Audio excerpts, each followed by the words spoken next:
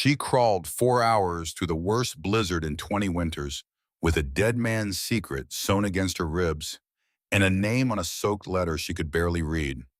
When the cabin door finally opened, the man behind it had not spoken to a stranger in 3 winters. He did not know yet that the girl freezing on his porch was carrying the proof that would name his wife's killer. And neither did she. This is the story of the Snow Bride of Copper Ridge. Stay with me by the fire. The cabin door blew open under the weight of the wind, and Holt Calloway raised his Winchester before he raised his eyes. Nearly 3 years he had lived on this mountain. Nearly 3 years since the last living soul had climbed the trail to Copper Ridge in the dead of January, and that soul had been a half-frozen trapper looking for a place to die. Holt had buried him 2 days later under the cottonwood by the creek. Since then, nothing had come through that door he had not let through. Not man, not beast, not memory when he could help it. But something was coming through it now. The wind had a voice tonight, and the voice was carrying something that did not belong to it. A small sound, a weight, a hand that did not have the strength to knock twice. Holt stepped into the open doorway with the rifle low across his forearm, the way a man holds a tool he intends to use without thinking, and he saw her. She was small. That was the first thing, small the way a sparrow is small when the cat has it in the snow, and the cat has not yet decided. She wore a navy traveling dress that the storm had eaten through to the bone, and her hair, what he could see of it under the ice, was the color of honey held up to a winter sun. Her lips were the color of the violets that grew along the spring branch in May, except there was nothing alive about that color now. It was the color a body turned the hour before it stopped being a body. She lifted one hand toward him. In that hand was a folded square of paper soaked through the ink running down her wrist in long blue tears. He could not read it from where he stood, but he could see his own name on the front, written in a hand he did not recognize. Holt Calloway, Copper Ridge. He looked down at the letter. He looked up at the girl. He looked back over his shoulder at the 2 men standing behind him in the firelight, his brother Wyatt with the Colt already in his fist, and his brother Silas with the lantern raised high, and he said the words that he would remember every day of the 30 years he had left in this world. Get into my cabin. It's freezing outside. She took one step. The step was the last thing she had in her. She fell forward, and Holt caught her against his chest, the way a man catches a sack of grain that has been thrown to him from too far away. And the cold of her went straight through his coat and into the place under his ribs that he had thought was empty. Behind him, Copper, the old golden retriever, who had not let a stranger near the cabin in 3 winters, came forward without a sound and pressed his head against the girl's hanging hand. Copper knew. Dogs always knew first. Friends. Before we go any further into the story, I want to tell you something. If you love stories about good men in hard country, about loyalty and honor, and the kind of love a man earns with his hands and his patience, then go ahead and hit that subscribe button. I bring you a new frontier story every week. And while you're down there, leave me a comment and tell me where in this country you are listening from tonight. I'd like to know who's out there with me by the fire. Now, let's go back. 6 weeks back and 2,000 miles east to a city she would never see again. Boston in late November of 1883 was the gray color of wet stone. Adelaide Whitfield, who had been called Della by her mother, and by no one since her mother died, sat in the narrow office of Mrs. Pruitt at the St. Catherine Academy for Young Women, and folded her hands in her lap so they would not shake. Mrs. Pruitt was not a cruel woman. She was something worse. She was a tired woman, and tired women had run out of the soft words that other women still bothered to use. The Academy is closing, Adelaide. The trustees will not vote to keep it open past Christmas. You have until the new year to find a place. Della was 22 years old. She had lived in this house since she was 9.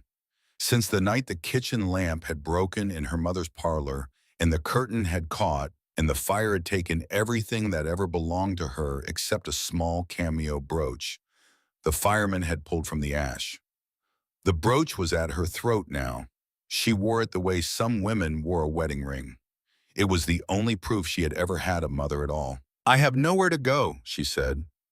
Mrs. Pruitt pushed three things across the desk. The first was a letter from a household in Beacon Hill that needed a parlor maid. Della knew the household. She knew the two grown sons in the household, and she knew what had happened to Margaret Tilbury and to little Jane Castor, who had worked there before. She did not touch that letter. The second was a paper from the city poorhouse on Deer Island. Mrs. Pruitt did not even look up when she pushed it forward. They both knew Della would not last a winter in that place. The third was a folded page torn from a newspaper called the Matrimonial Times.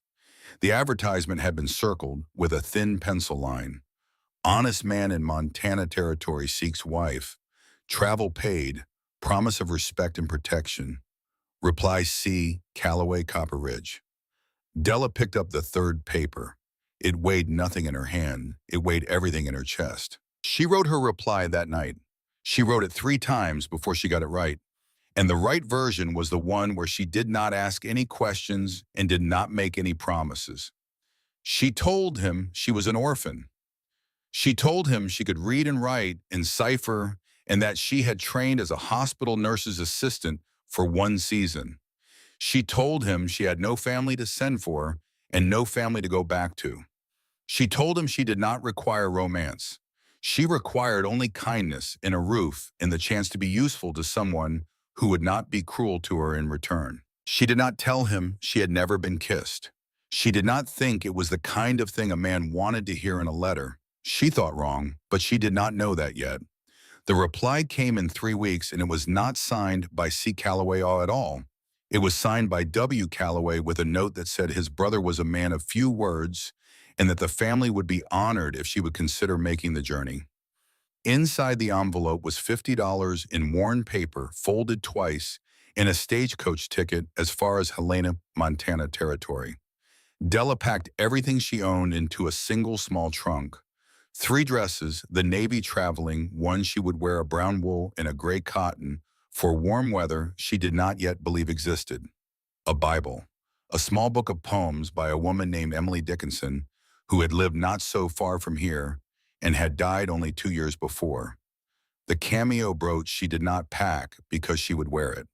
And one other thing, which she did not yet know she was going to be given. The night before the train left, a woman came to the iron gate of the academy in a dress so black it ate the gas lamp light around her. She did not ring the bell. She waited.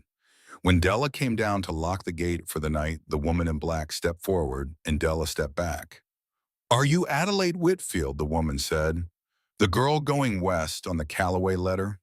Della said yes before she remembered she should not have said anything at all. The woman looked over her shoulder the way an animal looks over its shoulder when there is something behind it that is not yet visible but is already coming. "My name is Cordelia Marsh," the woman said. "My husband's brother was Ezra Marsh. He kept a book.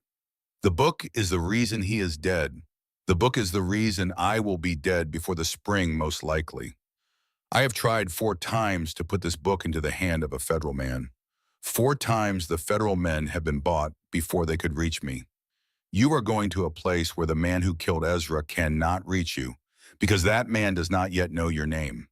I am asking you to carry a thing for me. I am asking you to carry it to a marshal in Helena named Thaddeus Pike. He is the only honest badge left between here and the Pacific Ocean. Will you do it?" Della should have said no. Della was a careful girl and a frightened girl and a girl with no protector in the world. But she looked at Cordelia Marsh and she saw a woman who was already half a ghost, and she remembered her own mother and she said yes. Cordelia Marsh pressed a small, leather-bound book into Della's hands. The leather was old and the corners were soft from being held. Cordelia closed Della's fingers around it the way you close a child's fingers around a coin you want them to keep. "Tell no one," Cordelia said.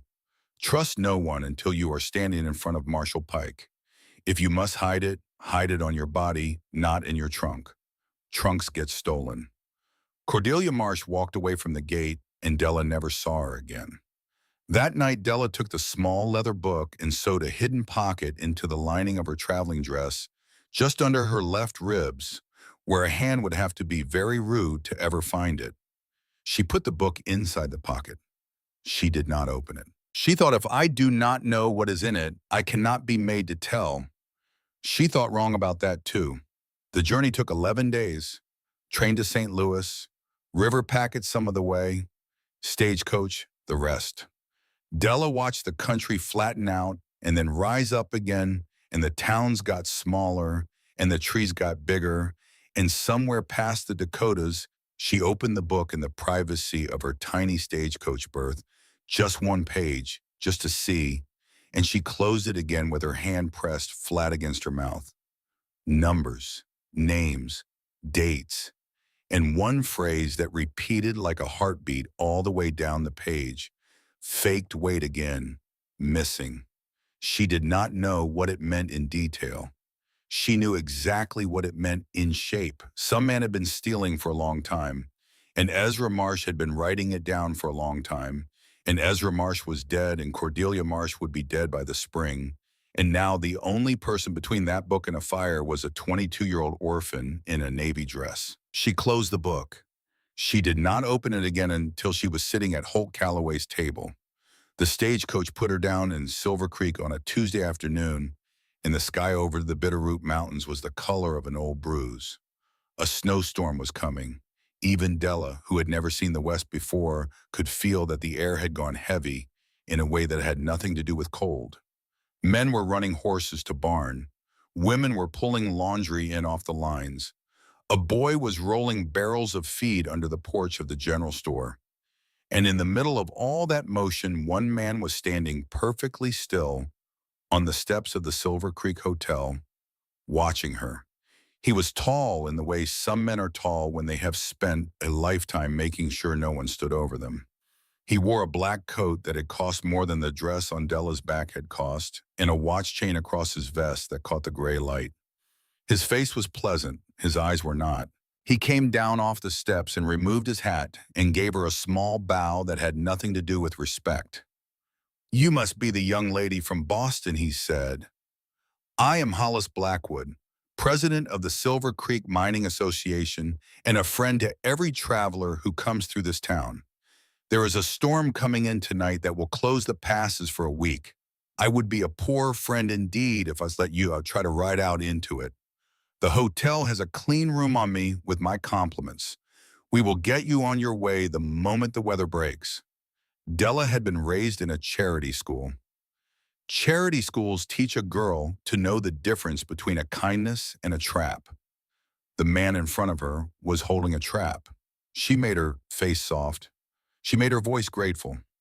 She told him she would be most obliged to take a cup of tea in the dining room while her trunk was brought in, and would he excuse her one moment to refresh herself. She smiled at him. He smiled back. The smile did not reach the part of his eyes where intentions live. When she said the name Calloway, his face changed. It was not a big change. It was the change a frozen pond makes the moment before the ice gives way under a child. It lasted half a second. Then his pleasant face came back smoother than ever. "Calloway," he said. "The brothers up on Copper Ridge. Yes. Yes, I know them well. Such a tragic family. You really must let me get you settled before we discuss any travel." She let him guide her into the hotel. She let him order her tea. The moment he turned his back to speak with the desk clerk, she walked through the dining room, through the kitchen, past two startled cooks, who said nothing because in this country, you did not stop a frightened young woman who was walking fast and out the back door into the alley. The alley smelled of horse and wood smoke and the iron bite of the storm coming. At the end of the alley was a small livery half open to the wind, and inside the livery was an old man brushing down a tired bay mare. The old man had a face like a piece of cottonwood that had been left out in too many seasons. White whiskers, a battered slouch hat, and a faded green coat that had once been a soldier's coat in a war. He was probably too young to have fought in, but had fought in anyway. She did not know his name. She would in 1 minute. "Excuse me, sir," she said, and her voice came out steadier than she felt. "I need to hire a horse. I have very little money. I need to ride to a place called Copper Ridge tonight before the storm closes the passes. I am expected by the Calloway brothers." The old man stopped brushing the mare. He turned and looked at her slow the way a man turns to look at something he has not seen in many years and was not sure he would ever see again. Calloway, he said. His voice was the gravel under a creek bed. Yes, sir. Last, you don't know me, but my name is Old Hank Brennan, and I knew the Calloway boys when their mother was still drawing breath. I helped Holt Calloway build the first chimney on his cabin up there before he ever met Annalise. I am the only man in this town who will tell you the truth about what is happening here, and I will tell you the truth because you have a face that reminds me of my own girl who is buried in a churchyard outside Cork, and because Hollis Blackwood has been watching the door of this hotel for an hour with one of his men. Della felt her knees try to give. She put her hand on the rail of the stall. He is not what he says he is, she whispered. Old Hank let out a breath that was almost a laugh and almost oh some. No, lass, he is not. And neither was Ezra Marsh, who was a better man than 10 of him. Ezra Marsh kept a book. Hollis Blackwood has been hunting that book for 2 years. If you have anything in your possession that a man like that would want, you do not stay in this hotel 1 minute longer. Della looked at Old Hank. Old Hank looked at the small lump under the left side of her dress where the book was sewn against her ribs, and his eyes went wet for 1 second and then went hard. He saddled the bay mare himself. He took only the few coins she had. He pressed a hunk of jerked elk and a small flask of cold coffee into her saddlebag. Listen to me, he said. There are 2 trails out of Silver Creek that go up the ridge. One has a sign and one does not. You will take the one that does not. You will look for 2 pine trees that are bent toward each other like 2 old men praying. You will pass between them. You will keep climbing for 4 hours until you see smoke. The smoke will be Holt's chimney. You will not stop. You will not look behind you. The storm will catch you last, and the storm will try to take you, but you will keep climbing. And when Holt Calloway opens that door, you will tell him, Old Hank Brennan sent you. He will know my name. He will let you in. Della climbed onto the bay mare. She had ridden side saddle in a Boston park exactly twice in her life. She did not ride side saddle now. She hiked her navy skirt over the mare's back and rode astride like a farm girl. Old Hank stood in the open door of the livery and watched her go. And as she rode out into the first soft white of the storm, she heard him say one more thing, low almost to himself. I'm sorry, Annalise. She did not know who Annalise was. She would, in one day. The first hour was easy. The snow came down in big lazy flakes that brushed her face like a mother's hand. The bay mare knew the trail. Della found the 2 pines that bent toward each other, and she rode between them, and she felt the trail begin to climb, and she thought, I am going to make it. I am going to be at his door before sundown. The second hour was harder. The snow came faster. The wind came up out of the canyons on both sides of the trail, and the wind was not lazy at all. By the third hour, she could no longer see the bay mare's ears. By the fourth hour, the bay mare slipped on a patch of ice under the snow and went down on her right knee, and Della went over the mare's shoulder into a drift.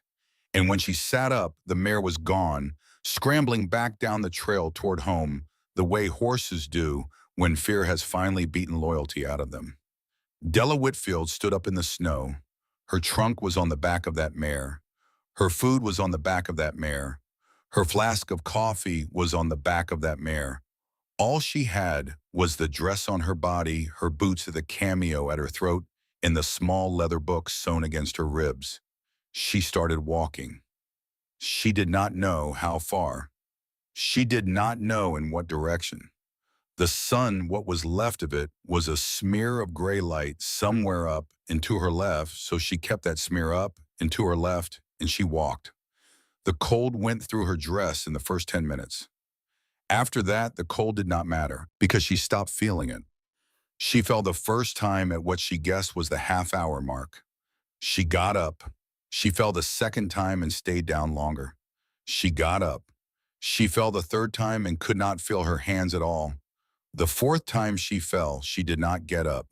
She turned her face up to the sky and let the snow come down on her open eyes. And she thought of her mother and of the kitchen in the house in Boston and of the way her mother had sung an old country song about the bonny banks while she stirred the fire, and Della whispered into the wind the only word she had left. "Mother, I tried." And then she heard the dog bark. It was a long way off at first, just one bark. Then it came again closer. Then a third time, and the third time she could hear the urgency in it, the way a dog barks when it has found the thing its master has been looking for, and it does not yet know whether the thing is alive or dead. She tried to lift her head. She could not. A light came through the snow swinging. Voices. Heavy steps that did not crunch the snow the way her boots had crunched the snow.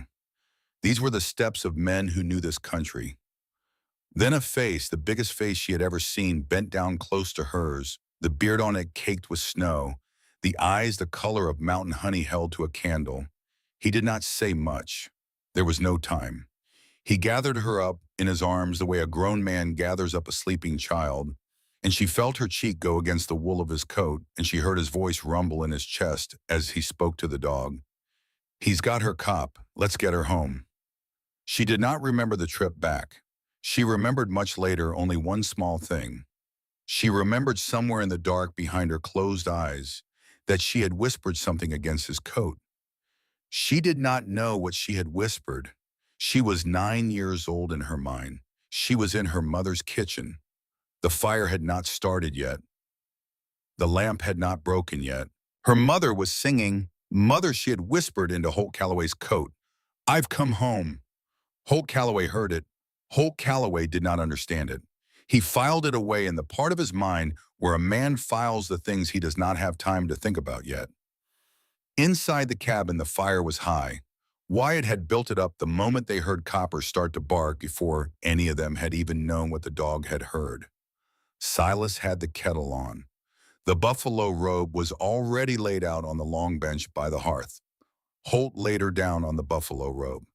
"Boys," he said, "we don't know who she is yet. We're going to find out. But first we are going to keep her alive. Silas, you read those medical books last winter. You tell us how to warm her." Wyatt Water. "Slow. Don't let me make a single move that's too fast." Silas knelt by the bench. His face was pale under the lamp. "Slow," he said. "Slow is the only way. Too fast and her heart will stop. We start at the hands and the feet. We do not put her near the fire. We wrap her in dry wool. We give her warm water by spoon, not hot. If she has a thread of life in her, we will find it." Wyatt set the kettle off the iron and dipped warm water into a tin cup. His hands, which could split firewood all day without trembling, were trembling now. Holt eased her wet coat off her shoulders. Even unconscious, she made a small sound, and Holt stopped, and he and Wyatt and Silas, all three, looked at the floor the way three honorable men look at the floor when a woman has been put under their care without her permission. The wet coat came free in his hands, and as it came free, something fell out of an inner pocket and hit the pine floorboards with a small, soft thump that none of them would forget. A small leather book, old, worn at the corners, tied with a strip of rawhide. Holt picked it up. He almost set it on the table without looking. Then his eye caught the writing on the inside of the front cover, and he stopped breathing for one full second. "Property of Ezra Marsh, Assayer, Silver Creek Mining Company." Holt knew that name. Annalise had spoken that name. Annalise had said the week before she died, "Ezra Marsh is a good man." "Holt, he's the only honest scale in that office, and it's costing him." Holt opened the book to the second page. He read 4 lines. He turned the page. He read 4 more. His face went the color of old wood ash. Silas looked up from his work over the girl on the bench. "Holt, what is it?" Holt did not answer. He turned to the page where Ezra Marsh had begun a list of names.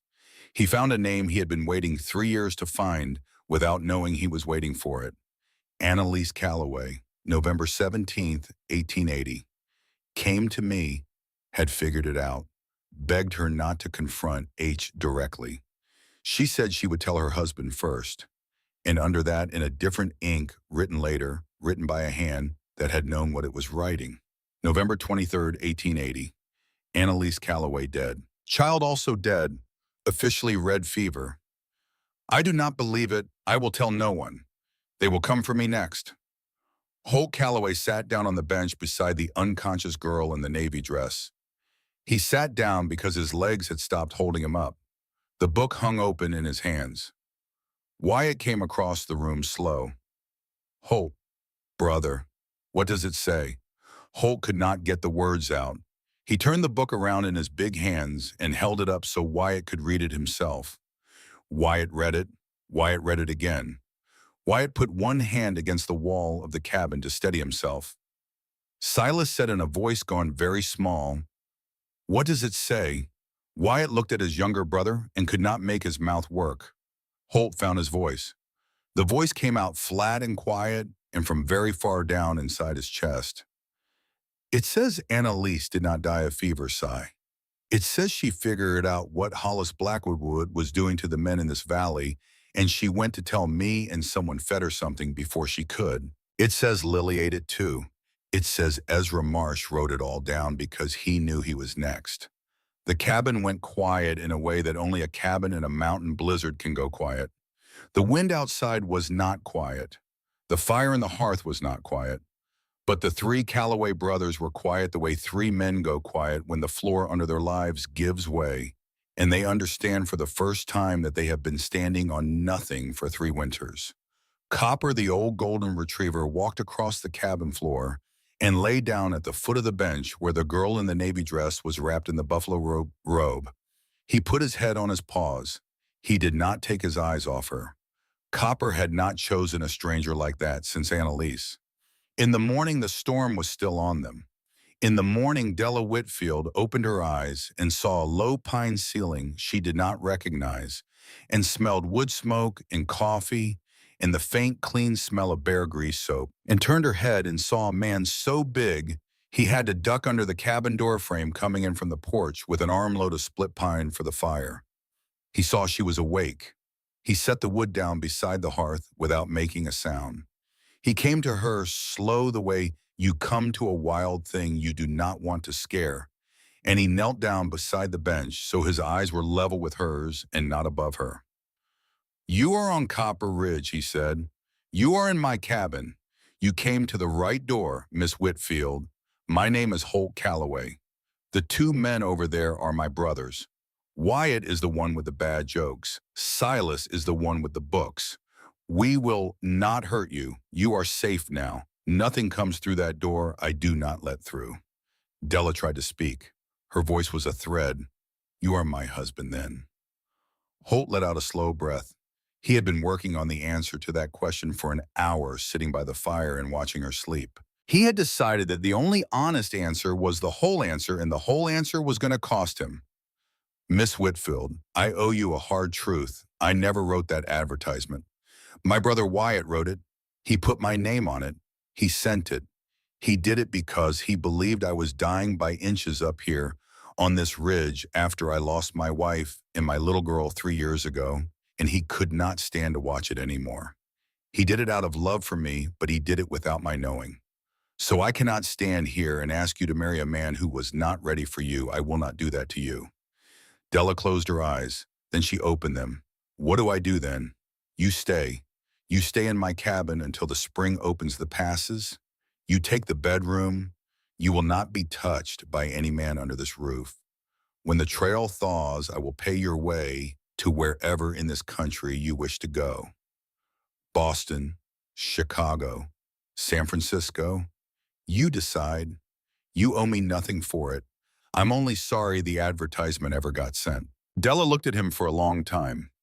She looked at the kindness in his face, which was not the smooth kindness of Hollis Blackwood. It was the rough kindness of a man who had paid for it. She looked at the chum at her feet who had not moved in an hour. She looked at the 2 brothers at the table who were pretending to clean their guns and were not pretending well. Then she said the thing she had not planned to say. "Mr. Calloway, there is a small leather book sewn into the lining of my dress just under my left ribs. I need you to find it. I need you to open it. I need you to help me get it to a man in Helena named Marshall Thaddeus Pike. Do you know him?" Holt Calloway went still. The kind of still a deer goes when it has heard a branch break in the wrong direction. I read your book last night, Miss Whitfield. It fell out of your coat when we got you out of your wet things. We did not pry. It opened on its own, and then I could not stop reading. Della did not understand at first. Then she did. Mr. Calloway, whatever is in that book, tell me. Holt set his big hand flat on the table. His eyes did not leave hers. When he spoke, his voice was the voice of a man who had been carrying a stone for 3 years and had just found out the stone was alive. Miss Whitfield, the man you were running from in Silver Shriek, Hollis Blackwood, he is the man who killed my wife and my little girl. He fed them something 3 winters ago and put red fever on the death certificate, and the only man in this territory who knew about it was Ezra Marsh. And Ezra Marsh wrote it down in the book that you have been carrying against your ribs all the way from Boston. You did not come here by accident, Miss Whitfield. I do not know what to call what brought you here. But it was not an accident. For a long moment, Della did not move. The fire popped in the hearth. The wind pressed its shoulder against the cabin wall and gave up. Outside, somewhere beyond the snow, the rest of the world was going on without knowing that anything had changed. Then Della Whitfield, 22 years old, orphan of Boston virgin bride, of a man she had not yet married, did the thing that no one had ever taught her to do at the St. Catherine Academy for Young Women. She reached across the table and laid her small white hand on top of Holt Calloway's big scarred one. She did not flinch when she did it. He did not pull away. Then we will take him to that Marshall and Helena, she said. Together. For your wife. For your little girl. For Ezra Marsh. For Cordelia Marsh, who put this book in my hand in Boston and is probably already dead for it. For all of them. We will do this together. Holt Calloway looked down at the small white hand on top of his big scarred one. In 3 years, no woman had touched him on purpose. In 3 years, he had forgotten what it felt like to be reached for, instead of reached past. He did not move his hand. He did not move at all. Across the room, Wyatt Calloway, who had carried his own private stone for 5 years and had not yet told his older brother what was on it, set down the gun he had been pretending to clean. He looked at Silas. Silas looked back at him. Neither of them said anything. They did not need to. They had both just watched the first crack of light come through the wall of a house that had been dark for 3 winters. Outside the cabin, the storm bent the pines. Inside, the fire burned steady. Copper, the old golden retriever, lifted his head once looked at the girl in the navy dress whose hand was resting on his master's hand, decided that everything was in order, and lowered his head back onto his paws. This mountain, Holt Calloway thought, without quite knowing he was thinking it, this mountain does not lie. People do. But this girl had not lied. And the man down in the valley who had killed Annalise and Lily was about to find out that the storm he thought he had used to bury one more witness had instead delivered her alive into the only cabin in Montana Territory where her book could not be bought, could not be burned, and could not be stopped. The longest winter of Holt Calloway's life had 3 months left to run. It was about to become the winter that gave him his life back. The storm did not break for 8 more days. 8 days is a long time in a one-room cabin with 3 men, 1 woman, and 1 old golden retriever who had decided on the first morning that the woman was his now. 8 days is long enough for strangers to become something else. Long enough for silences to start meaning things. Long enough for a man who had not laughed in 3 winters to laugh once, and then catch himself, and then look at the floor embarrassed at the sound of his own voice. Della Whitfield healed slow, but she healed sure. The first day she could not stand. The second day she could sit at the table wrapped in the buffalo robe and take broth from a tin spoon.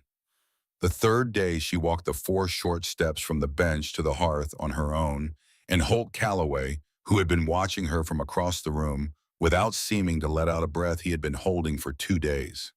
By the 4th day, she was helping. That was how it began. Della Whitfield had been raised in a charity school, and a charity school does not teach a girl to sit when there is work to be done. She did not ask permission. She simply rose one morning, tied an old apron of Annalise's that Silas had quietly washed and laid out for her, and started kneading the bread dough Wyatt had given up on. Wyatt watched her work the dough on the pine board. He watched her small white hands push and fold and push and fold, the way her mother had taught her in a Boston kitchen that no longer existed. Miss Whitfield, he said, I have eaten Holt's bread for 3 years, and I have eaten Silas's bread for 3 years, and I have eaten my own bread for 3 years, and I want you to know with my hand on my heart that whatever you are about to make is going to be the best thing that has crossed this threshold since Annalise. Della smiled down at the dough so they would not see her face. She had not smiled at a man's words in a very long time. The bread came out of the iron oven 2 hours later, and it was in fact the best thing that had crossed that threshold since Annalise. Holt cut it with his hunting knife.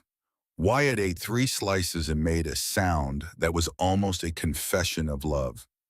Silas ate his slice slow and set down his book and looked at Della the way a younger brother looks at a sister he has just realized he was missing his whole life. That was the 4th day.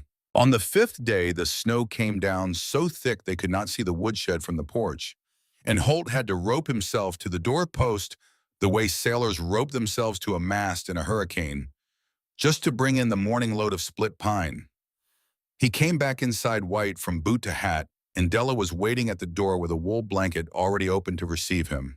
She did not say anything.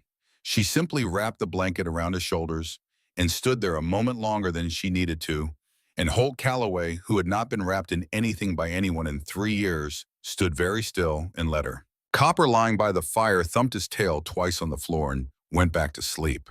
These were the small things. The cabin was full of small things now. The way Wyatt taught her to clean a Winchester without putting an eye out, his big hands closing carefully over her smaller ones to show her the rhythm of the cloth. The way Silas pulled down a battered copy of the poems of Emily Dickinson from a high shelf where it had been hidden for 2 years and pressed it into Della's hands and said, "This was my mother's, and you are the first person in this cabin who will know what to do with it." The way Holt, who almost never spoke at supper, started looking up from his plate when she spoke and stopped looking back down quite as fast as before. But the small things were not the whole story, and Della knew it, and the brothers knew it, and the book on the shelf above the hearth knew it most of all. The book sat there wrapped in a clean square of oilcloth, exactly where Holt had placed it on the second morning. None of them touched it during the daylight hours. The daylight hours belonged to bread and firewood and survival and the slow earning of trust. The book belonged to the night. On the 6th night after Della had gone to bed in the small back room that had been Holt's and was now hers, the 3 Calloway brothers and the book sat down at the table together for the first time. Holt unwrapped the oilcloth. He laid the book flat. He opened it to the first page. Wyatt poured 3 cups of coffee, the way men pour coffee when they know they are going to need their hands to do something other than shake. Silas, who had the best eyes and the steadiest reading voice, took the book and began at the beginning. Property of Ezra Marsh, assayer, Silver Creek Mining Company. Begun the 12th day of March, 1878. I am writing this because I am a coward. I should have walked into the United States Marshal's office in Helena 6 months ago and said what I am about to write down here. I did not. I told myself I needed proof. I told myself I had a wife in Cordelia and a brother in Boston and people who depended on me. I told myself 100 things. The truth is, I was afraid of Hollis Blackwood, and I am still afraid of him, and that is why I am writing in a book instead of in front of a judge. Ezra Marsh had been afraid for a long time.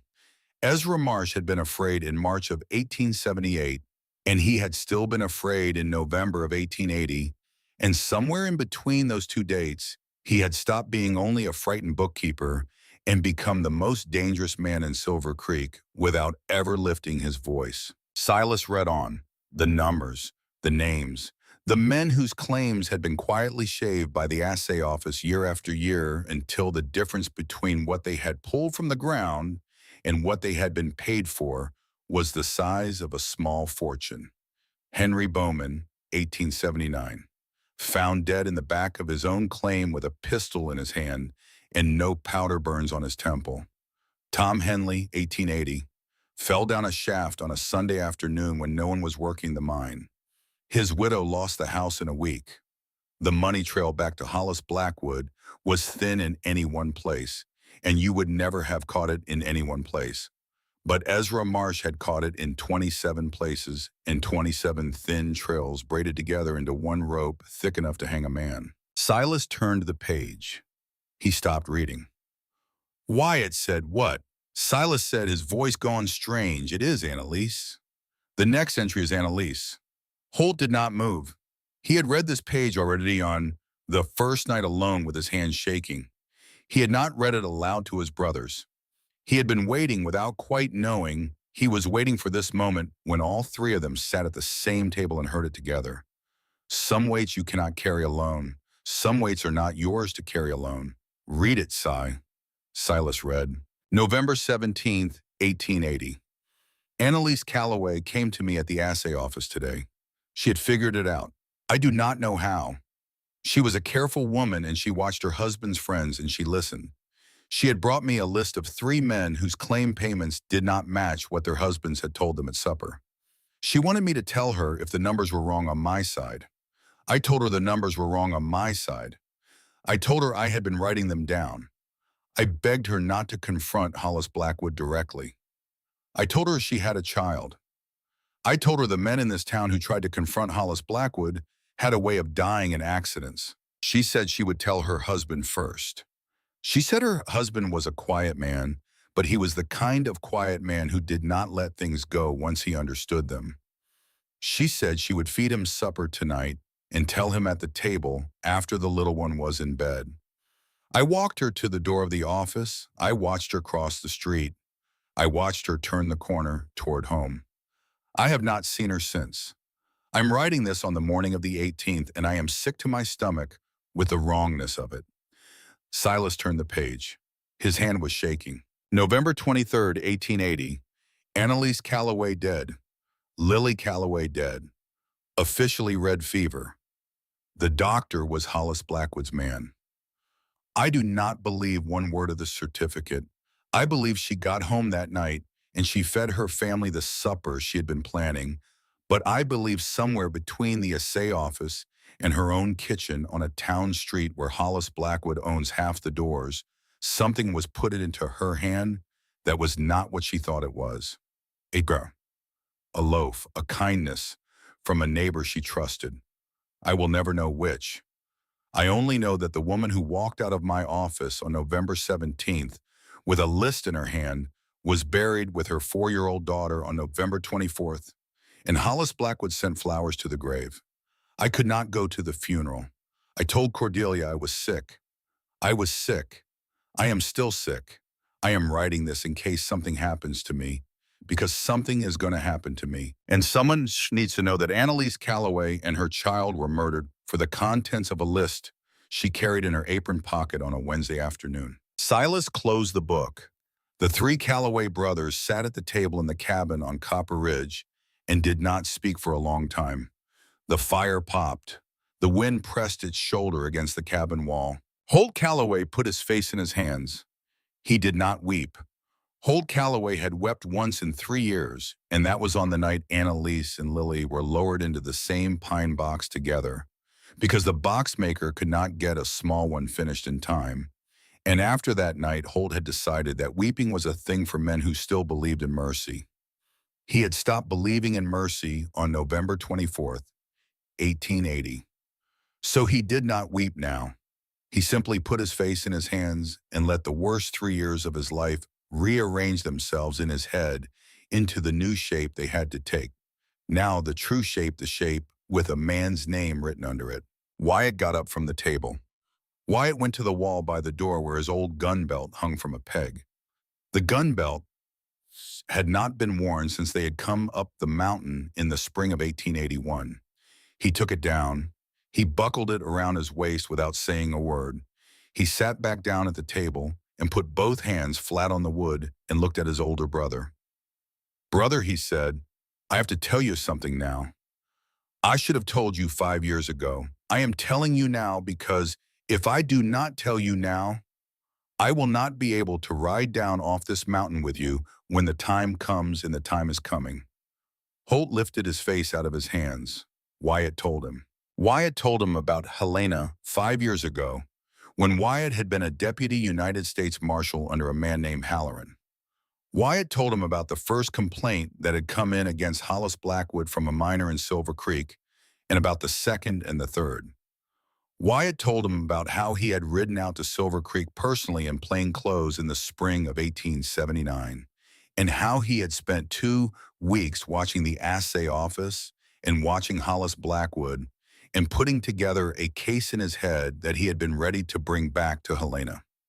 Wyatt told him about coming back to Helena and laying his case on Halloran's desk and watching Halloran's face go very still in a way that at the time Wyatt had not understood.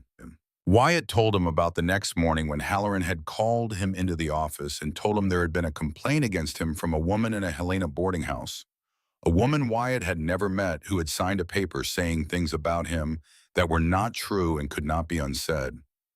Wyatt told him about the choice Halloran had given him: resign quietly with no charges and the woman's complaint disappears, or fight it and the complaint goes to the territorial newspapers and the Calloway name goes with it.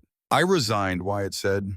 I resigned because I was 25 years old and I was scared, and I did not understand yet that Halloran had been bought.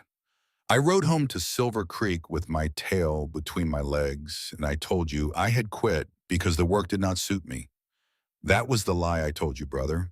That was the lie I have been telling you for 5 years. I quit because Hollis Blackwood reached up the chain in Helena and pulled me down, and I was too young and too scared to know what was being done to me until it was already done. Wyatt's voice cracked here. He did not let it stop him. A year and a half later, Annalise figured out what I had not been able to prove. A year and a half later, Annalise walked across a town street in Silver Creek with a list in her apron pocket, and a man who already knew about that list because his man, Halloran, had read my report, killed her for it. Killed her and Lily, my niece, 4 years old. Brother, I have carried this for 5 years. I have carried it up this mountain and through 3 winters and into every cup of coffee I have poured for you in this cabin. I sent that advertisement to Boston because I could not watch you die 1 more inch on my account. I told myself I was doing it for you. I was doing it for me. I was doing it because if I could put one good thing into your life, I might be able to look at myself in the shaving mirror one morning and not see the man who let his sister-in-law die. Wyatt stopped. He did not look at Holt. He looked at the table. Holt Calloway stood up from the table. He walked around to his brother's side of the table. Wyatt did not lift his face. Holt put one big hand on the back of Wyatt's neck, the way their father had done when they were boys, and one of them had broken something he should not have broken. He held it there for a long moment. Then Holt Calloway, who had not embraced another grown man in 3 years, pulled his middle brother up out of the chair and into a hug that broke something in both of them at the same time. You should have told me why. I know, brother. You should have told me 5 years ago. I know. We would have gone after him together. The 3 of us. We would have ridden down off this mountain in the spring of 1881, and we would have put him in the ground. I know that too. Holt held him a moment longer. Then he let him go and he stepped back and he looked at his middle brother for the first time in 5 years without any wall between them. You are not the man who let her die. Why? Hollis Blackwood is the man who killed her.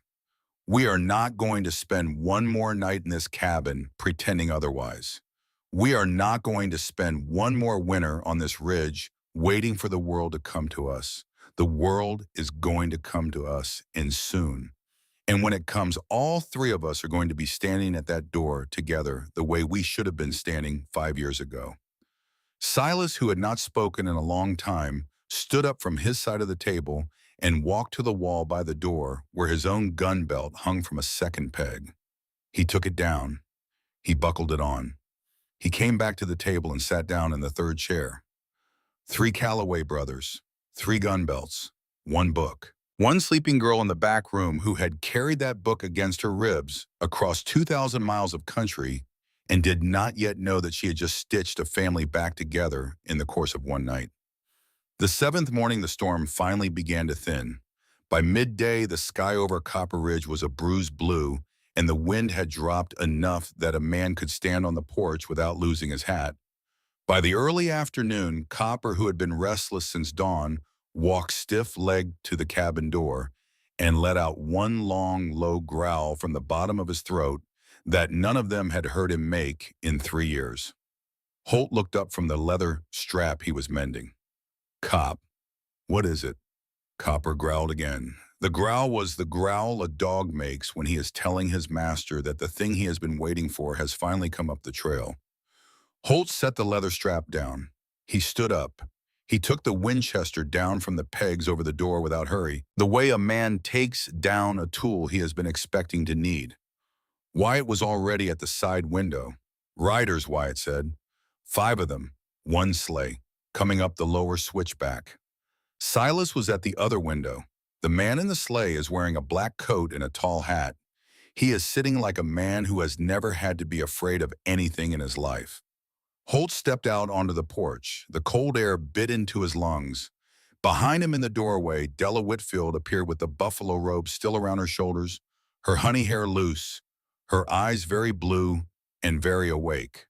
Holt did not turn around. He spoke without looking at her. "Miss Whitfield, stay inside behind the door. Whatever happens out here, do not come out unless I call you out by your name." She did not argue. She stepped back into the cabin. Wyatt moved up to her shoulder, his Colt low and easy in his hand. Silas took the rear window with his rifle. Copper stood in the open doorway with his hackles up, a low rumble running steady in his chest like the sound of a millstone turning.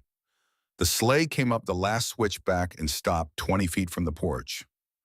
Hollis Blackwood stepped down from the sleigh. He did not hurry. He took his time settling his tall hat on his head and adjusting his gloves and looking around at the Callaway cabin the way a man looks at a piece of property he has already decided to buy. 4 men got down from the saddle horses behind him. Each of the 4 had a rifle across his arm. None of them pointed the rifles. They did not need to. Hollis Blackwood smiled up at Holt Callaway on the porch. "Holt, it has been a long time. I came up as soon as the trail would bear a sleigh. I heard a young woman from back east got separated from her party in the storm last week. The whole town has been worried sick. I thought I would come up myself and see if she had found her way to the only habitation between Silver Creek and the Divide." Holt did not answer. The Winchester rested across his forearm the way a man rests a thing he is not yet pointing. Hollis Blackwood's smile did not waver. "I understand the young lady was carrying some personal effects. A small leather book, among other things. A friend of hers in Boston, Mrs. Cordelia Marsh, asked me, as a favor, to make sure the book was returned to its rightful owner. Mrs. Marsh was, I am sorry to say, taken ill very suddenly last month. She did not survive. So you see, the book has no rightful owner left in Boston. I came to take it home." Inside the cabin, behind the door, Della Whitfield closed her eyes for one long moment when she heard that Cordelia Marsh was dead. She had known. She had known the moment Cordelia had pressed the book into her hands at the iron gate of the academy. But knowing is one thing and hearing is another, and a small piece of Della's heart broke off and went with that woman she had only met for 90 seconds on a November night in Boston. Then Della Whitfield opened her eyes and she made a decision. She stepped out from behind the door. She walked the 4 short steps across the porch and she stopped beside Holt Callaway and she put her small white hand on his forearm just below the Winchester and she looked down at Hollis Blackwood from the height of the cabin porch with her chin up and her shoulders back and her blue eyes very calm. "Mr. Blackwood," she said, "I do not have any leather book." Hollis Blackwood's smile changed. It got a little tighter at the corners. "Miss Whitfield, I am relieved to see you alive. I worried about you all week." "I am sure you did, Mr. Blackwood. I am sure you worried about me very much the way you worried about Mrs. Cordelia Marsh in Boston, and the way you worried about her husband's brother, Mr. Ezra Marsh, the assayer in your mining office. And the way you worried about Mrs. Annalise Calloway and her 4-year-old daughter Lily on the night of November 23rd, 1880. Holt Calloway, on the porch beside her, did not move. But Holt Calloway's hand on the Winchester closed one notch tighter, and the white came up on the knuckles. Hollis Blackwood's face did something then that he had not let it do in 20 years of careful living. It went for one full second into the face that lived underneath the face. It was not a kind face. It was not a polished face. It was the face of a man who had drowned other men in the dark for the price of a heavy purse and had slept fine afterward. Then the polished face came back. "Young woman," he said, "you have been listening to mountain gossip. The Calloway family has had a sad history and has, I am afraid, looked for someone to blame for it for a long time, though. I do not begrudge them their grief. I understand it. But I am not going to stand here into the snow and be slandered by a girl who was a stranger in this country a week ago." Wyatt Calloway stepped out of the cabin doorway and into the light beside his older brother. His Colt was in his right hand, hanging by his thigh, easy and not pointed. "Hollis," he said, "do you remember me?" Hollis Blackwood looked at Wyatt for the first time since he had stepped down from the sleigh. He had not until that moment paid any attention to the second man on the porch. He paid attention now. His eyes narrowed. "Wyatt Calloway," he said slowly, "I had heard you came home from Helena. I came home from Helena Hollis. I came home from Helena because a man named Halloran put a paid woman's name on a complaint against me to make me drop a case I had built against you. I never dropped a case, Hollis. I just went up a mountain in Damaman and waited. I waited 5 years. And do you know what came up that mountain to me last week through the worst storm in 20 winters?" Wyatt did not finish the sentence. Della Whitfield did not need him to. Behind Hollis Blackwood, the 4 men with the rifles shifted in their saddles. They had not signed on for whatever this was turning into. They had signed on to ride up a mountain and bring a girl and a book back down. The girl was on the porch and the book was in the cabin, and the men of the cabin had 2 guns visible and a third one almost certainly aimed at them through the rear window, and the 4 hired men had begun in the way hired men begin to do the small math of their own survival. Hollis Blackwood saw it in their faces. He had been buying men for 30 years. He knew the moment a bought man starts to wonder if the price was worth it. He raised his gloved hand slow. "Calloways," he said, "there has been a misunderstanding. Let us be reasonable men. The young lady is alive and well. That is the important thing. I will return to Silver Creek, and we will let the spring trail settle this between gentlemen." Holt Calloway spoke for the first time since Hollis Blackwood had stepped down from the sleigh. "Hollis, there are no gentlemen on this porch. There is only me and my brothers and the woman you came up here to take. And we are all 4 of us going to be in Silver Creek before this week is out with a federal marshal named Thaddeus Pike and with a book that has your name in it on every other page. You are not going to ride away from this. You are going to ride back down this mountain today, and you are going to spend the next 4 days waiting for us. And when we come, we are going to come in front of every miner in your valley. And those miners are going to hear what you did to their friends and to their fathers and to my wife and to my little girl. And then, Hollis, you are going to find out what frontier justice looks like when it has been waiting 5 years for an appointment." Hollis Blackwood looked at Holt Calloway. He looked at Wyatt Calloway. He looked at the rifle barrel that was just visible in the rear window where Silas was. He looked at Della Whitfield, 22 years old, in a navy dress, with snow still in her hair, standing on the porch, with her hand on a mountain man's arm. He climbed back into his sleigh. He did not say anything else. He did not need to. The silence said it. His sleigh turned in the snow. His 4 hired men turned their horses behind him. The little procession started back down the lower switchback, smaller and smaller, against the white until it disappeared between the trees. The Calloways stood on the porch and watched until they could not see them anymore. Then Holt Calloway turned to the woman beside him. He looked down at her. She was so much smaller than he was. The top of her head came barely to his chest. Her cheeks were pink with cold and with something else. "You should not have come out," he said. His voice was low. "Come on." "I know," she said. I told you to stay inside, I know. Why did you come out, Della? It was the first time he had used her given name. Not Miss Whitfield. Della, the way her mother had said it.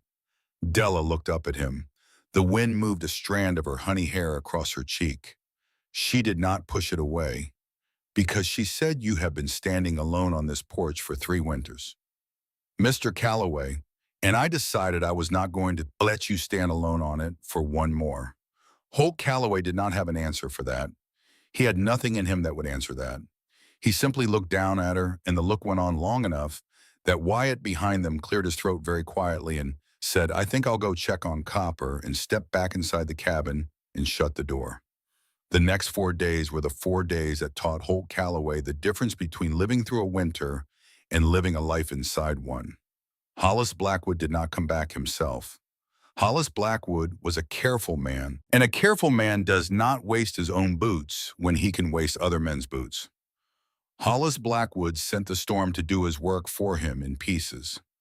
On the second night, the woodshed at the back of the cabin caught fire from a thrown lantern that no one had heard come over the snow.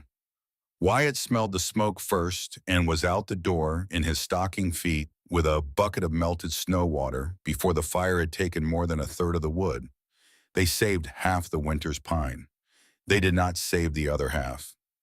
None of them slept the rest of that night. On the third morning, Silas walked a quarter-mile to the spring branch to fill the water buckets and found a young mule deer dead at the edge of the water with its tongue out and its eyes filmed over. Silas had read enough of his medical books to know what rat poison looks like in an animal that has drunk it. They did not use the spring branch again. They walked 4 miles after that to a higher seep at the foot of a granite shelf, and they hauled the water back in 2 trips a day, and the hauling cost them an hour of light each morning that they could not afford to lose. On the 4th morning, Holt found the bay mare. The bay mare was the one Della had ridden up the mountain on, the one that had thrown her in the snow and run home to the Silver Creek livery on her own. Old Hank Brennan had stabled her there until the trails opened and he could send her back up. Someone had ridden her back up early. Someone had ridden her up to the edge of the Calloway hayfield in the dark and had put a single arrow through her throat and had left her for Holt to find at sunrise. The arrow was a message. The arrow said, your friend in Silver Creek did not want to tell us where you were. Your friend in Silver Creek does not breathe anymore. We took his horse for the trip up. We thought you might want her back. Holt knelt in the bloodied snow beside the dead mare for a long time. Old Hank Brennan had built the first chimney on the Calloway cabin with his own 2 Irish hands many years ago. Old Hank Brennan had stood up at Holt and Annalise's wedding when Holt's own father was already in the ground. Old Hank Brennan had sent Della Whitfield up this mountain in a storm because old Hank Brennan had known what would happen to her if she stayed in Silver Creek 1 more hour. Old Hank Brennan was dead now, murdered in his own livery for the sin of pointing a frightened girl toward the only door in Montana territory where she would be safe. Holt Calloway closed the bay mare's eyes with his bare hand. He stood up out of the snow. He walked back to the cabin. He did not tell Della yet. He told Wyatt and Silas low in the corner by the hearth, and Wyatt's jaw locked, and Silas turned his face to the wall, and the 3 brothers stood there together and added one more name to the list of people Hollis Blackwood was going to answer for. That night on the porch, Della came out with 2 tin cups of coffee and sat down beside Holt without asking permission. The sky over Copper Ridge was the color of a deep bruise turning to night, and the first cold stars were coming out. Holt was on watch. He had been on watch every night for 4 nights running. She handed him a cup. She did not speak. He took it. He did not speak either. They sat that way for a long time side by side on the porch step, and Della's small shoulder was just barely touching Holt's big arm, and neither of them moved away. Copper lay across both their boots and snored. After a long time, Holt said very quietly into the dark, when this is done, when we have ridden down off this mountain, and we have done what we have to do in Silver Creek, and we have come back, there is a question I am going to need to ask you, Della. Della did not turn her head. She kept looking out at the stars over Montana. Mr. Calloway, she said, I have already answered it. Holt Calloway looked down at the small woman beside him on the porch step in the cold. The wind moved a strand of her honey hair. She did not push it away. Neither did he. He thought this mountain does not lie. He thought people do. And then he thought, but this one does not. And the longest winter of his life finally began to end. The fifth night was the night the arrow came through the window. Della Whitfield was sitting at the long pine table with Silas mending a tear in the elbow of Holt Calloway's wool work shirt by the light of a single tallow candle. Wyatt was on the porch on watch.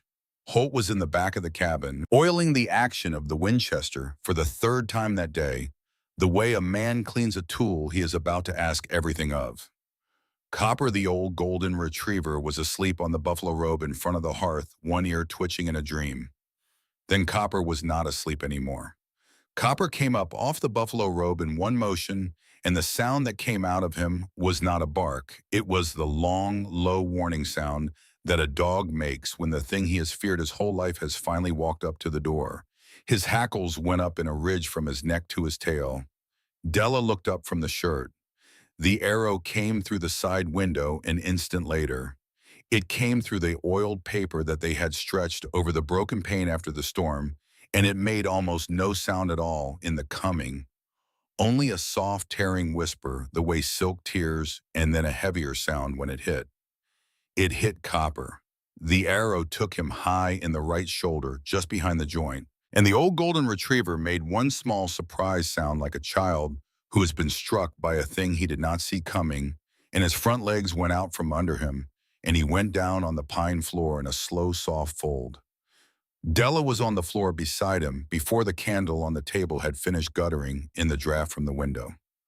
Holt came out of the back room with the Winchester already up his face, the face of a man who had been waiting 5 years for the next bad thing and had finally been given the appointment. Wyatt came in from the porch low, his Colt out, his eyes already on the window the arrow had come through. Silas was at the front door with his rifle scanning the dark line of the trees beyond the cabin yard. There was no second arrow. There was no third.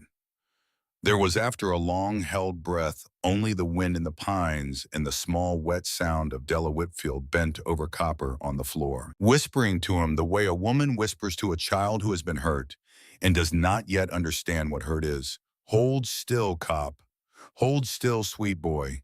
Do not move. Do not move. Holt knelt down on the other side of the dog. He laid his big hand flat on the Golden's flank. The flank was rising and falling fast and shallow, the way a hurt animal's flank rises and falls. The arrow was a hunting arrow fletched in dark feathers, the kind a man carries when he wants to put a thing down without making any noise. It had gone in clean, and it was still in. Silas was already moving for the medical box on the high shelf, where he kept the things he had read about in the books. He brought it down. He brought clean cloths. He brought the small bottle of grain alcohol. He brought the pair of long-handled forceps he had ordered through the mail one summer in St. Louis, when he had not yet understood that he was going to need them on a mountain. Tied to the shaft of the arrow, just above the fletching, was a square of folded paper. Holt did not want to read it. He read it anyway. He read it once, and then he read it again, and then he handed it to Wyatt without a word. Wyatt read it. Wyatt's mouth went into a thin, hard line. By sundown tomorrow, the note said, bring the girl in the book to the square in front of the Silver Creek Hotel. If you do not come, we will burn this mountain off the map, and we will stand at the bottom of it and shoot down whatever runs out of the trees. The choice is yours, Calloway. We have been patient. We are done being patient. Della did not look up from the dog. She had not yet seen the note. Her small white hands were already at work on Copper's shoulder, holding the wound steady so Silas could see it. Holt looked at his brothers across the body of the old dog, who had been the only living thing in this cabin for 3 winters, before Della Whitfield came up the mountain in a navy dress. We do not wait for sundown tomorrow, Holt said. We do not wait for them to come up. We go down before first light. We go down and we get there ahead of them, and we put an end to this on a town square in front of every miner Hollis Blackwood ever cheated. We do this in daylight in front of witnesses with the law on our side. We do not give him the night. Wyatt nodded once, Silas working the forceps now into the wound in Copper's shoulder. His hands as steady as a surgeon's hands said, only the dog will live if we get the arrow out clean, and we will get the arrow out clean. Della finally looked up. Her eyes were wet, but her face was not afraid. I am going with you tomorrow, she said. Holt opened his mouth to say no. She did not let him. I am going with you tomorrow, Mr. Calloway. I am the one who carried the book up this mountain. I am the one whose name is on the letter Hollis Blackwood used to find this cabin. I am the witness. Without me at that town square, the book is just a book. With me at that town square, the book is testimony. You know I am right. Do not waste your breath telling me I am wrong. Holt Calloway looked at the small woman across the body of the dog. He looked at her for a long time. Then he closed his mouth and he gave her one slow nod. And that was the last argument either of them would ever have about whether Della Whitfield got to stand where she meant to stand. The night before they rode down off Copper Ridge was the night Holt Calloway gave Della Whitfield the answer to a question she had asked him on the porch with 2 tin cups of coffee and a sky full of cold stars. Wyatt and Silas had gone to bed early, or had pretended to the way 2 younger brothers pretend to sleep when they know that the older brother needs the room. Copper was alive on the buffalo robe by the fire, his shoulder bandaged tight, his eyes half open, watching them from the floor, with the patience of a dog who has decided that whatever happens next is going to happen with him in the room. Della sat by the hearth in the chair that had once been Annalise's. Holt sat across from her in his own chair. Between them was the small pine table with 1 tallow candle on it, and the candle was the only light in the cabin, and the light was the color of warm honey on her face and on his hands. She reached up to her throat and unpinned the cameo brooch that had been her mother's. She held it out to him on the flat of her palm. Holt, she said, I want you to have this. If something happens tomorrow, I want it to be in your hand. My mother wore it the day she died. She told me the week before the fire that it was the symbol of a promise. She said no matter what happens, love stays. She said it the way a woman says a thing she wants you to remember after she is gone. I have remembered it for 13 years. Tonight I want to give it to you. Holt did not take the brooch. He closed her fingers around it gentle and pressed her hand back against her own chest. You will keep it, Della. You will keep it because nothing is going to happen to you tomorrow. I did not save Annalise. I did not save Lily. I have lived 3 years with that. I am not going to live one day with the other. Do you hear me? Listen to me, Della Whitfield. Nothing comes through that town square tomorrow that does not come through me first. Nothing. That is the promise I am giving you tonight in this cabin in front of God and my brothers and that dog on the floor. A Calloway keeps his word, even if it kills him. Della looked at him in the candlelight. The honey light caught the dark gold of his eyes and made them softer than they had been in 3 winters. Holt, she said, there is something I have wanted to tell you since the morning I woke up in this cabin. Tell me. When I left Boston, I thought I was going to a stranger. I thought I was going to a man whose name I did not know and whose face I had not seen, and I had made my peace with it because I did not have a better choice. I had decided I would be a good wife to him because there was nothing else for me to be. That was what I thought my life was going to be. I thought it was going to be a thing I survived. She paused. The candle popped softly between them. And then on the first night when I was half dead in your arms in the snow, you said the words, get into my cabin, it's freezing outside. And Holt, I do not know how to make you understand this. I had not heard a kind voice from a man in 13 years. Not since my father before the fire. I had not been carried. I had not been wrapped in a blanket. I had not been spoken to by a man who was not asking me for something I did not want to give. And in that moment in your arms, with the wind taking the last of me, I whispered something into your coat. I do not even remember whispering it, but I have remembered it every night since I woke up here. I whispered, Mother, I have come home. I was 9 years old in my own head, and I thought I was dying, And what I said was that I had come home. Della stopped. Her eyes were full, but the tears did not fall. I did not come to Montana, Holt. I came home. I just did not know that the home I was coming to had your name on the door. Holt Calloway sat very still in the chair across from her, with his big scarred hands open on his knees, and his face the face of a man who has just been given a thing he has not believed in for 3 years. He did not trust himself to speak for a long moment. When he did speak, his voice was lower than she had ever heard it. Della, I am not a young man anymore. I am not a smooth talker. I never was. I am 33 years old, and I have buried a wife and a child, and I have lived almost 3 years in a cabin on a mountain because I did not believe there was anything left in the world worth coming down for.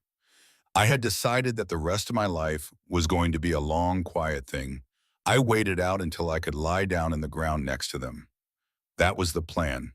That was the only plan I had. He reached across the small pine table. His big hand covered both of her small ones. And then a girl in a navy dress walked through my door in a blizzard with a book against her ribs, and the snow in her hair, and the dog who had not chosen anyone in 3 winters lay down at her feet. And I have spent every day since then learning by inches that my plan was wrong. The rest of my life is not going to be a long, quiet thing I wait out. The rest of my life is going to be whatever it is when you are sitting in the chair across from me. That is what the rest of my life is going to be. If you will have me, if you will have a man who has nothing left to give you except the 4 walls of this cabin and a name that is mostly scar tissue and a promise that he will not waste a single day of whatever years he has left. Della Whitfield did not say anything. She got up from her chair. She walked the 2 steps around the small pine table. She bent down and she kissed Holt Calloway, once soft on the mouth. It was the first kiss he had given or received in 3 years. It was the first kiss she had given or received in her whole life. It was the kind of kiss that does not need to be long because it does not need to prove anything. It tasted of coffee and pine smoke and the salt of one tear that had finally fallen. His beard was rough against her cheek. His hand came up slow and rested against the back of her head, the way a man rests his hand against a thing he has been afraid to touch. When she straightened up, she did not move away from him. She stood beside his chair with her hand on his shoulder, and he leaned his temple against her side, and they stayed that way for a long, quiet moment, with the candle burning between them and the dog watching from the floor. When she finally spoke, her voice was very soft. "Tomorrow we ride. Tomorrow we ride," he said. They left Copper Ridge an hour before first light. The sky was the color of cold iron, and the snow on the lower trail had crusted hard enough in the night to bear the horses without breaking. Holt led on his big black gelding. Wyatt rode on his right, the gun belt that had not been worn in 5 years now buckled around his waist again. Silas rode on the left, with Della behind him on a second horse, her arms wrapped around his ribs and her cheek against the back of his coat. Della was the worst rider of the 4 of them, and Silas was the steadiest seat, and there had been no argument about it. Marshal Thaddeus Pike rode at the head of the little column. Pike had come up the mountain 4 nights ago and made his presence known to Silas at a meeting on a high ridge that none of them had expected. Pike had been in the country a month, watching waiting, keeping his federal badge in his coat pocket where Hollis Blackwood's paid eyes could not see it. Pike was 55 years old, white in the temples, slow in the saddle, but never slow in the hand, and he had been waiting for an excuse to ride into Silver Creek with a federal warrant for 2 years. Della Whitfield had brought him the excuse in the lining of her dress. Copper, they left in the cabin with a wool blanket and a bowl of water, and a promise from Silas whispered into the old golden ear that they would all 4 come back up the trail by nightfall. The ride down took most of the morning. The sun came up red over the eastern peaks and turned the snow on the lower switchbacks the color of a rose, and Della watched the country open up below her in a long white roll toward the valley where Silver Creek sat under a thin blue ribbon of wood smoke. They came out of the trees at the upper end of the town a little before noon. Silver Creek was not ready for them. Silver Creek was ready for a sundown delivery of one frightened girl and one stolen book brought to the hotel square by three bargained mountain men who had finally been broken by a long siege. Silver Creek was not ready for four armed riders and a federal marshal coming in at noon up the main street with the sun on their faces and no surrender in their saddles. The first man who saw them was a stable boy in front of the livery where old Hank Brennan had once stood. The stable boy stopped sweeping and stared. Then he dropped the broom and he ran down the boardwalk toward the Silver Creek Hotel, and by the time the four horses and the marshal were at the head of the main street, the doors were starting to open. Hollis Blackwood's sheriff stepped out of the jail with a paper in his hand and four men behind him. "Hold up there, Calloway," the sheriff called. "I have a federal warrant for your arrest. Kidnapping a woman for immoral purposes. The young lady will dismount and come with me. You and your brothers will lay down your weapons in the street." Wyatt Calloway, who had been a deputy United States Marshal for 2 years before Hollis Blackwood pulled him down through the chain in Helena, knew a forged federal warrant when he saw one at 20 paces. He did not draw his Colt. He simply lifted his voice so the whole street could hear it. "Marshal Pike," he called, "would you do me the favor of showing this man your badge?" Marshal Thaddeus Pike rode 3 steps forward, very slow, very calm, and reached into his coat and brought out the heavy brass star of the United States Marshal Service for the District of Montana Territory. He did not lift it high. He did not need to. The brass caught the noon sun and threw it back at the sheriff, and the sheriff went a shade of gray that no paint could match. Sheriff Pike said, "That paper in your hand is not a federal warrant. I have the only federal warrant in this town today, and it has the name Hollis Blackwood written on it. I am going to need you to step aside, and I am going to need you to do it now, or I am going to add the obstruction of a federal officer to the very long list of crimes I am about to read out loud on the steps of that hotel. Do you understand me, son?" The sheriff stepped aside. He stepped aside fast. Up and down the main street of Silver Creek, doors were opening. Miners in canvas coats, storekeepers, 2 women in shawls, the stable boy, the blacksmith with his apron still on, a drunk who had been sleeping it off on the porch of the Lone Star Saloon and was now sitting up, rubbing his eyes and trying to understand what kind of dream he was in. By the time the 4 riders and the marshal reached the Silver Creek Hotel, there were already 40 people in the square. Hollis Blackwood stepped out of the front door of his hotel. He had been waiting for sundown. He had not been waiting for noon.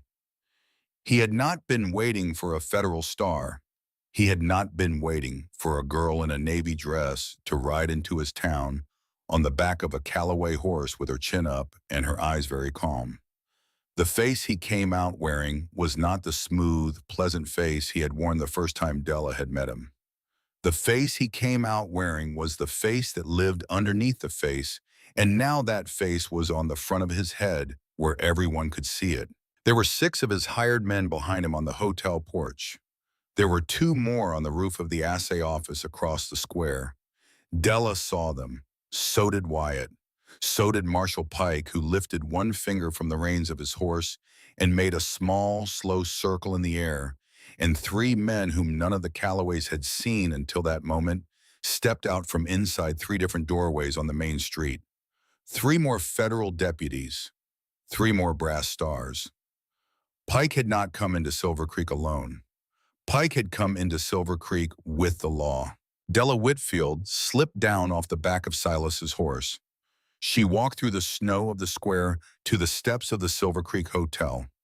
Holt walked beside her on her right. Wyatt walked on her left. Silas walked behind her with the book of Ezra Marsh held in both hands like a thing being carried to an altar. Della stopped at the foot of the hotel steps. She looked up at Hollis Blackwood. The whole town was watching her.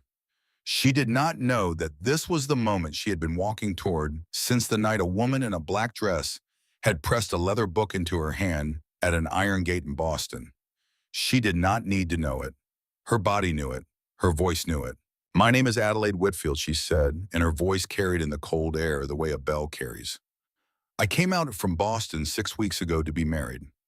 I came out here on a stagecoach paid for by a family I had never met, with everything I owned in one small trunk and with one thing more that a stranger pressed into my hand the night before I left. That stranger was Mrs. Cordelia Marsh of Boston. Her husband's brother was Mr. Ezra Marsh, the assayer who used to work in the office of this man here, Hollis Blackwood. Mr. Ezra Marsh kept a book for 6 years. Mr. Ezra Marsh wrote down in that book every false weight and every shaved claim, and every miner who came in with 14 ounces of gold in his hand and walked out paid for 7. Mr. Ezra Marsh also wrote down what happened to the men who figured it out. Mr. Henry Bowman found shot in the back of his own claim. Mr. Tom Henley fallen down a shaft on a Sunday afternoon when no one was working. Mrs. Annalise Calloway and her 4-year-old daughter dead inside of 1 week of going to Mr. Marsh with a list. And Mr. Ezra Marsh himself dead inside of 3 months of writing the last entry in this book. And Mr. Old Hank Brennan, the Irish liveryman who sent me up Copper Ridge in a blizzard last week, dead in his own stable 5 days ago for the sin of pointing a frightened girl toward an honest door. Della took a breath. The square was so quiet you could hear the harness leather creak on Pike's horse. She held up the book. "This is the book," she said. "It has been against my ribs from Boston to this hotel square. Every name I have just spoken is in it, and every man and every woman in this town who has been told for years that their friend or their husband or their father died in an accident. Please come forward, because the names of your dead are in this book, and I am going to read them out loud right now." Silas stepped up beside her and opened the book, and he began to read. The miners began to come forward. 1, then 2, then 6. Then a man in his 60s with his hat in his hand and tears running down his face, who said in a thick voice, "That is my brother. Henry Bowman is my brother." And then a woman in a faded shawl whose name was Henley, who said quietly, "I lost my house in a week. I lost my husband in a day. I have known for 10 years. I have known, and I could not say it out loud because no one would have believed me." The crowd in the square was growing. 60 people, 80, 100. Word had moved across Silver Creek the way fire moves across dry grass. Hollis Blackwood on the porch of his hotel saw the moment slipping.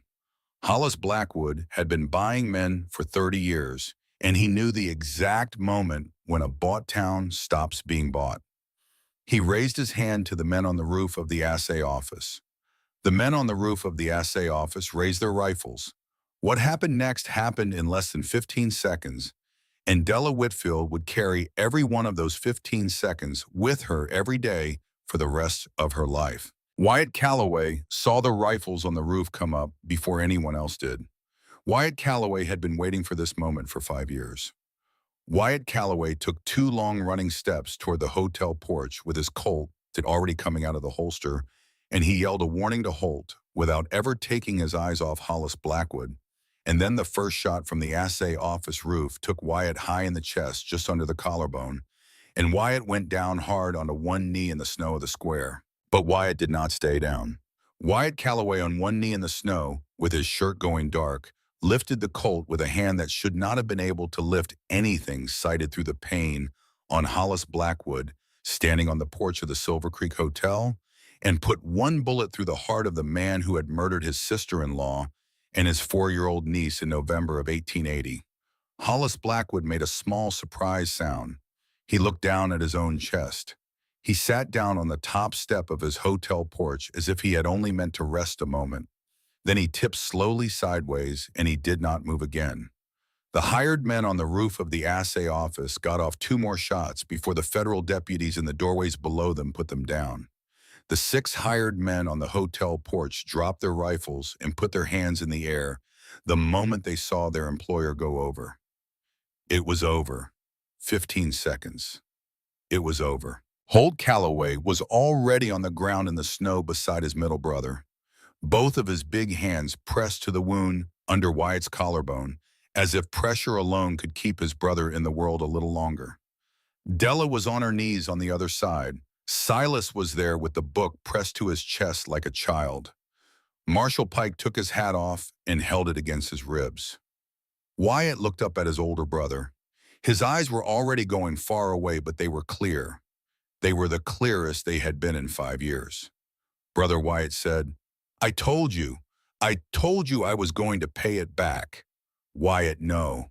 No, brother, stay with me. We are going home. We are going up the ridge. Silas can do this. Silas read the books. Holt. Holt, listen. Listen. I have been carrying her for 5 years. Annalise. Lily. I have been carrying them. I am tired, brother. I am so tired. And I want you to tell them, when you see them on the other side of this thing, I want you to tell them I am sorry I did not move faster in 1879. Will you do that for me? Will you tell them? I will tell them. Wyatt, I will tell them, but not today. Not today, brother. Stay. Wyatt Calloway smiled. It was the smile of the brother who had always been the one with the bad jokes. It was a tired smile and a peaceful smile, and it was the last smile Holt Calloway would ever see on his middle brother's face. Holt, she is the one. The girl in the navy dress, she is the one. Do not waste it. Do not waste a day of it. Promise me. I promise. Wyatt, I promise. Live, brother. Live for both of us now, Wyatt. Calloway closed his eyes in the snow of the Silver Creek Hotel square, and he did not open them again. The hand that was holding Holt's hand went slowly soft. Holt Calloway bent his head over his brother, and the only sound in the square, for a long moment, was the sound of 100 Silver Creek miners taking off their hats one by one. They buried Wyatt Calloway on Copper Ridge a week later, under a tall pine that looked down across the whole long valley where he had once been a deputy United States Marshal, and where he had finally finished the case he had started 5 years before. Silas dug the grave himself. He would not let Holt do it. Della stood beside Holt at the burial in a black dress that one of the Silver Creek widows had pressed into her hands at the hotel square that day, saying, "Only take it, child. You are family now, the way only a frontier woman can say a thing like that and mean every word of it." Holt did not weep at the grave. He had not wept for Annalise either in the end. But he stood at the foot of the new mound a long time after the others had walked back to the cabin, and Della stood with him, and the wind moved the high pines, and somewhere very far below them, a hawk turned a lazy circle over the valley. "This mountain does not lie," Holt said quietly. "People do," Della said. Spring came late that year, and it came soft. Isham. The first crocuses pushed up through the snow at the south side of the cabin in the second week of April. By the end of the month, the lower meadows were green for the first time. Marshal Pike sent a long letter from Helena saying that Hollis Blackwood's estate had been opened and the territorial court was already returning money to 14 Silver Creek families, and that Annalise Calloway and Lily Calloway had been formally listed as victims of unlawful death by the court, which was the closest a frontier court could come to giving Holt back what had been taken from him. In the second week of May, on a morning so blue and so clean that Della Whitfield said it looked like the world had just been washed for company, Holt Calloway and Della Whitfield were married under the tall pine where Wyatt was buried. There was no preacher. The preacher could not get up the trail in time. Marshal Thaddeus Pike said the words instead with his federal star pinned to his black coat and his hat in his hand. Silas Calloway gave the bride away. He took her hand at the door of the cabin and walked her the 200 yards through the wildflower meadow to the place under the pine where his older brother was waiting, and just before he placed her hand in Holt's hand, he leaned down to her ear and said, "Welcome to the family, sister," the way Wyatt would have said it.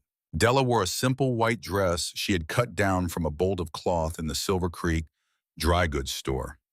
She wore the cameo brooch of her mother at her throat.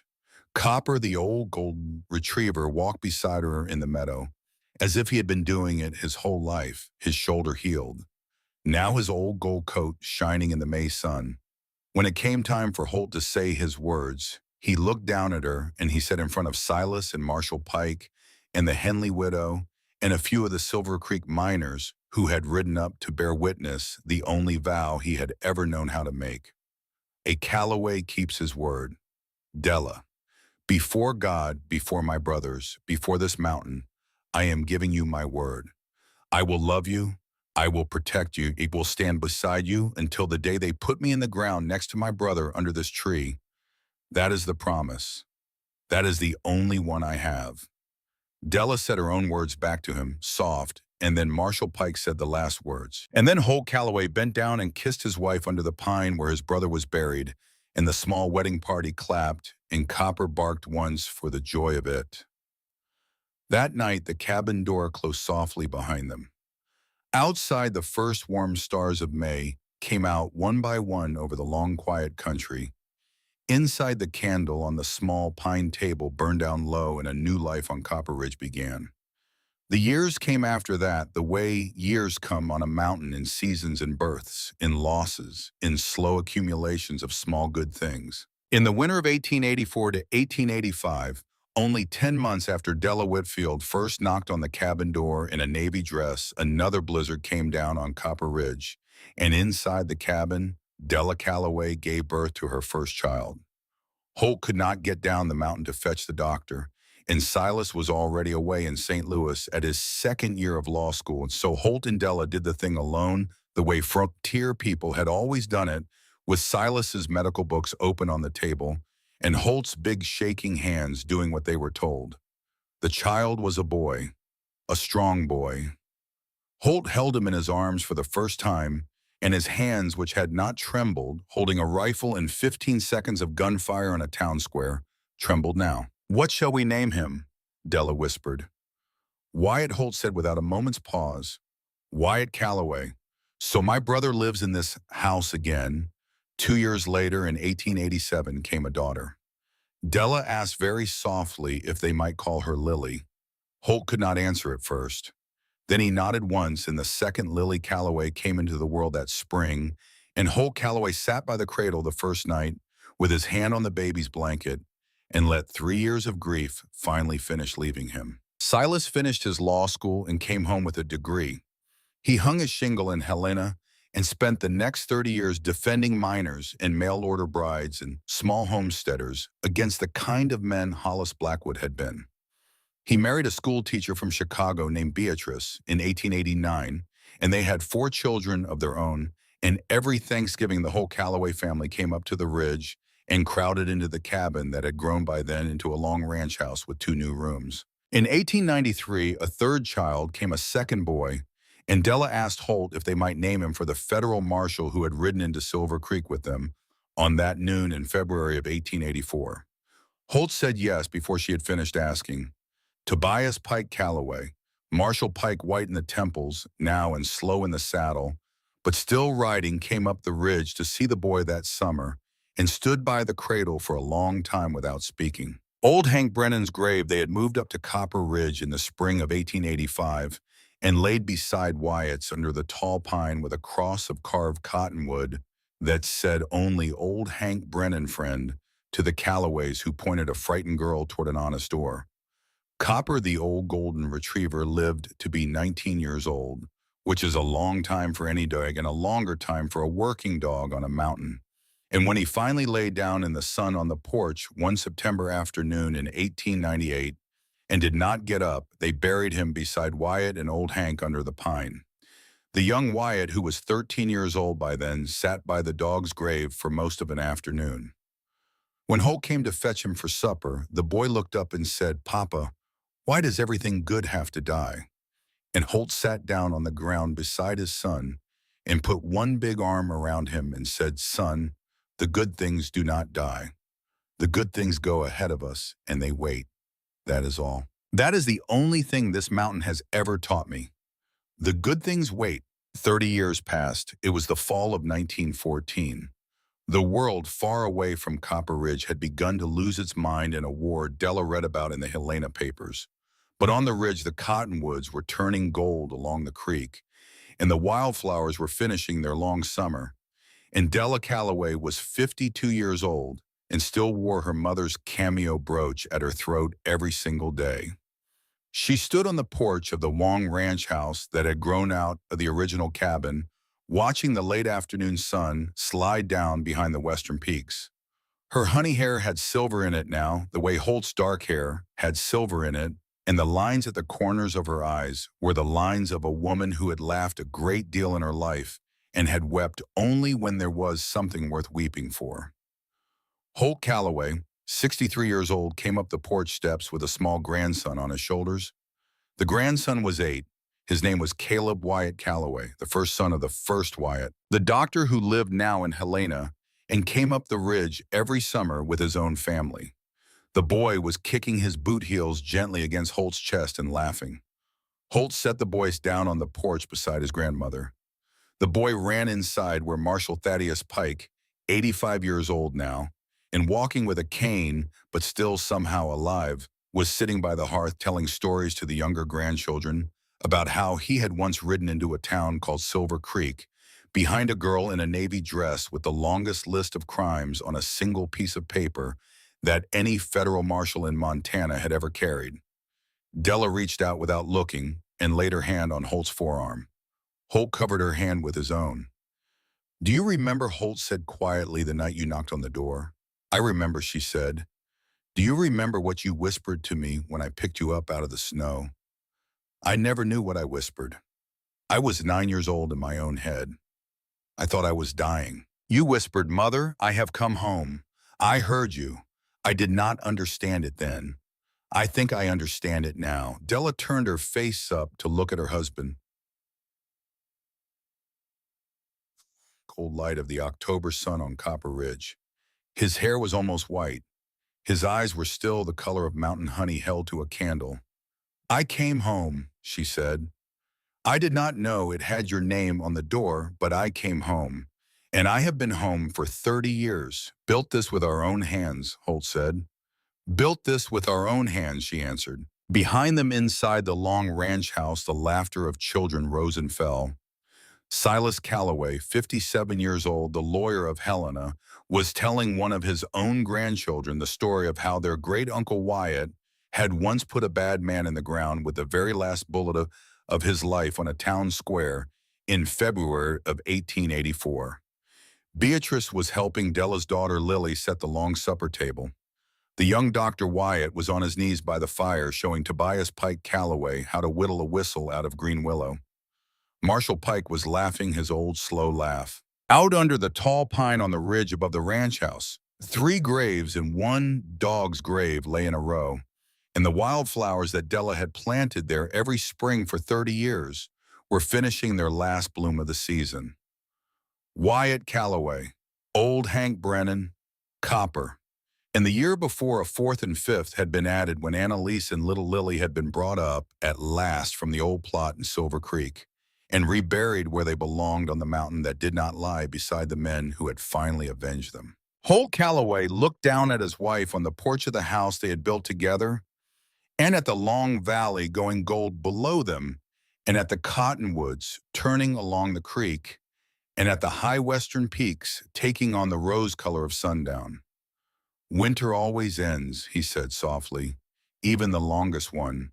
Even the longest one," she said. The sun went down behind the Bitterroots. The first cold star came out over Copper Ridge the same way the first cold stars had come out the night. A frightened girl in a navy dress had walked between 2 pines bent toward each other, like 2 old men praying, and had climbed a mountain in the worst storm in 20 winters, and had knocked on a door that had not been opened to a stranger in 3 years, and had heard a man say the words, "Get into my cabin." It's freezing outside, and had whispered into his coat that she had come home. She had been right. She had come home. And the home she had come to had lasted 30 years, and it would last 30 more, and the names of the people who had built it would be carved into the inside wall of the old part of the cabin where Holt Calloway had carved them himself the day his first son was born. "We built this home." That was all that needed to be said. That was all that ever needed to be said. Good night, friends. And remember, winter always ends, even the longest one.